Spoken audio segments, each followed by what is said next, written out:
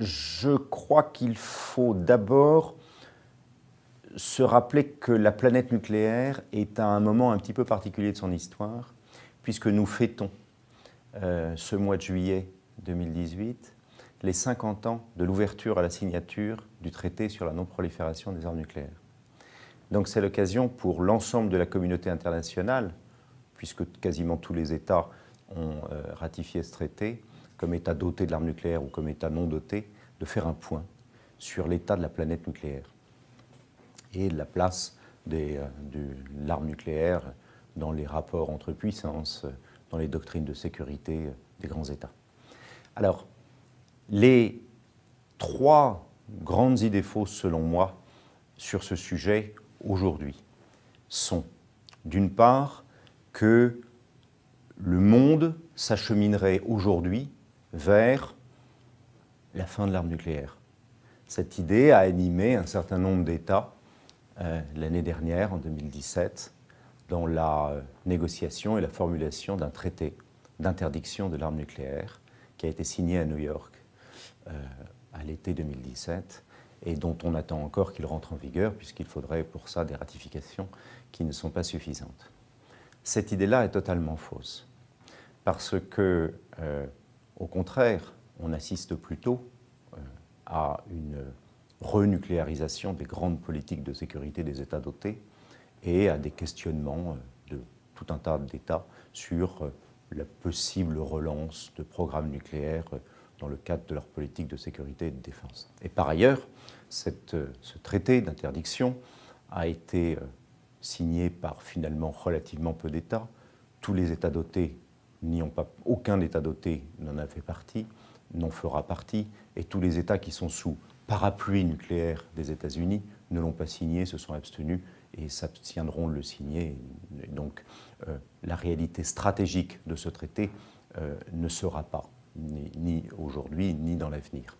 En revanche, ce qui est intéressant, c'est que pour plus de 100 États dans le monde, c'est tout de même pas rien, qui sont tous des États non dotés de l'arme nucléaire, cette négociation et cette volonté a signifié pour eux une exaspération très forte à l'égard de leur perception d'un retour de l'arme nucléaire dans le monde. Et ça me conduit à cette seconde idée fausse, selon moi, qui verrait l'arme nucléaire reprendre la place qui fut la sienne au cours de la guerre froide.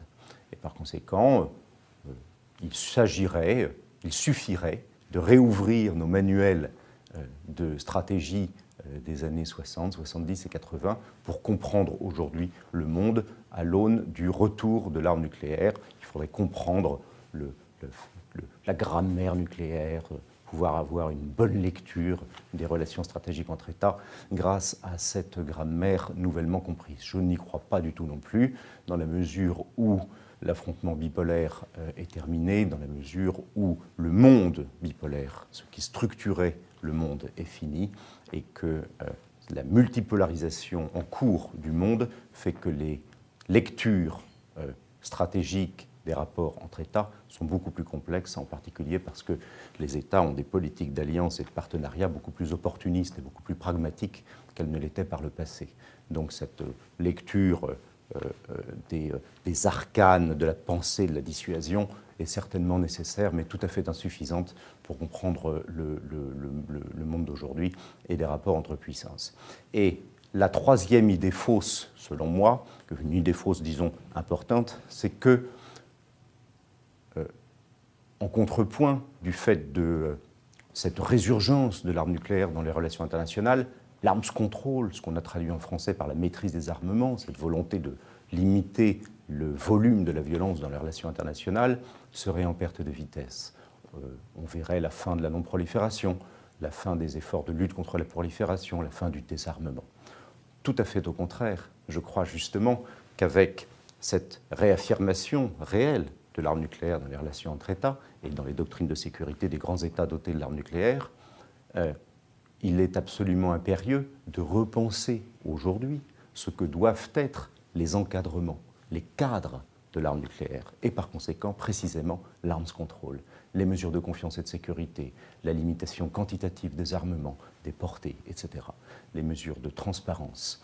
Et donc je crois que nous sommes entrés dans un temps de renouvellement, au contraire, de l'arms control nucléaire et d'une très grande pertinence de l'arms control nucléaire, à la différence de ce qu'on avait vécu entre, disons, 2000 et 2010-2012, qui était effectivement une érosion de la non-prolifération et du désarmement. Aujourd'hui, ça retrouve sa pertinence. Il faut repenser ces instruments de maîtrise du volume de la violence à l'aune de ce qu'est l'arme nucléaire aujourd'hui, qui n'est pas ce qu'elle était dans les années 70 et 80.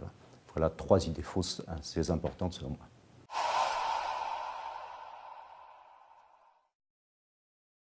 Synthétiser la salience, l'importance des armes nucléaires dans les relations entre États aujourd'hui, selon moi, c'est au moins avoir à l'esprit 3 grandes idées. La première idée importante, c'est que, de fait, qu'on le veuille ou non, les grands États dotés de l'arme nucléaire, au sens du traité sur la non-prolifération, que sont les États-Unis, la Russie, le Royaume-Uni, la France et la Chine, sont en train de moderniser ou de mettre à niveau, selon les terminologies que l'on emploie, leurs moyens, leurs forces de dissuasion dans la quasi-totalité de leurs composantes. Et ça, c'est vrai, quels que soient les États.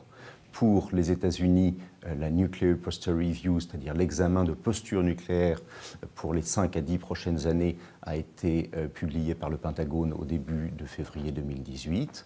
Les Anglais sont également en cours de modernisation de leurs composantes. Les Français, on le sait depuis la présentation de la loi de programmation militaire 2019-2025 en février dernier, sont également dans un processus d'augmentation des budgets de la dissuasion qui va prendre au moins une petite dizaine d'années avec un pic autour de 2025-2026. Cette loi a été adoptée en première lecture à la fin du mois de mars par l'Assemblée nationale et est en ce moment en cours d'examen par le Sénat, et par conséquent, il faut s'attendre là encore à une remise à niveau des composantes aéroportées et des composantes navales. C'est vrai également de la Chine et c'est vrai de la Russie, et depuis le début des années 2000, et en ce qui concerne la Chine, depuis les années 80. Donc par conséquent, on est dans un processus général de réévaluation de l'arme nucléaire dans les arsenaux des États dotés, et parallèlement, le rôle de cette arme nucléaire dans les doctrines de sécurité des 5 États dotés n'a pas décru. Par conséquent, il est important d'avoir en tête que cet état de fait se consolide. La modernisation et la mise à niveau des équipements est une donnée réelle pour tout le monde, et pas seulement pour les Russes, et pas seulement pour les Chinois. Donc ça, c'est une première idée importante. La deuxième idée assez importante, alors que nous sommes en pleine actualité des crises de prolifération iranienne et nord-coréenne, surtout à la veille possiblement d'un sommet important bilatéral entre les États-Unis et la Corée du Nord, il est important d'avoir en tête un petit peu de mise en perspective historique. Dans l'histoire des 60 dernières années, l'histoire de l'arme nucléaire, aucun État n'a dénucléarisé, n'a démantelé, n'a désarmé son programme, sauf cas de rupture historique majeure. C'est l'Afrique du Sud et le changement de régime, la fin de l'apartheid en 1991, et c'est pour l'Ukraine, la Biélorussie et le Kazakhstan la chute historique du communisme et le démantèlement de l'URSS et donc le rapatriement des armes à la maison mère, si je puis dire, en Russie.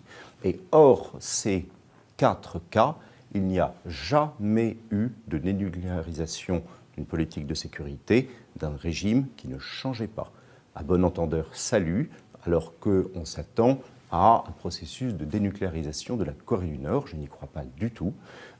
Sauf à ce que le petit-fils Kim ait décidé de lancer une grande démocratie libérale dans son pays, ce qui m'étonnerait. Donc ça, c'est la deuxième idée importante selon moi. Il n'y a pas de dénucléarisation dans l'histoire sans changement de régime et sans rupture historique majeure. Et une troisième clé de lecture, toujours aussi importante aujourd'hui qu'elle ne l'était par le passé, c'est que l'arme nucléaire reste une clé de lecture déterminante des relations entre puissances. Et cela n'a pas décru. Cela est vrai, on l'a vu, en Corée du Nord. Si la Corée du Nord est un une crise de prolifération non résolue, c'est précisément parce que ce petit pays se situe dans un triangle stratégique de 3 États nucléaires divergents, voire en rivalité, qui fait que tout le monde a les mains liées. C'est vrai si l'on se réfère à la crise syrienne, qui perdure précisément parce que l'allié russe, qui est une puissance nucléaire, empêche que des solutions militaires soient adoptées ou aillent dans le sens qui prendrait le sens d'une escalade qui serait in fine nucléaire. Et par conséquent, à chaque fois qu'un conflit ou qu'une rivalité peut s'exacerber, on voit bien que l'arme nucléaire reprend immédiatement le rôle qu'elle a toujours eu depuis le début, c'est-à-dire à la fois d'un stabilisateur régional et en même temps, d'une certaine manière, un empêcheur, un facteur qui empêche de débloquer une situation ou qui permet une rivalité de basse intensité, comme par exemple sur le théâtre syrien. Donc ça, je crois que c'est important aussi d'avoir en tête que l'arme nucléaire est toujours extrêmement structurante des relations entre puissances, en particulier dans des cas de crise.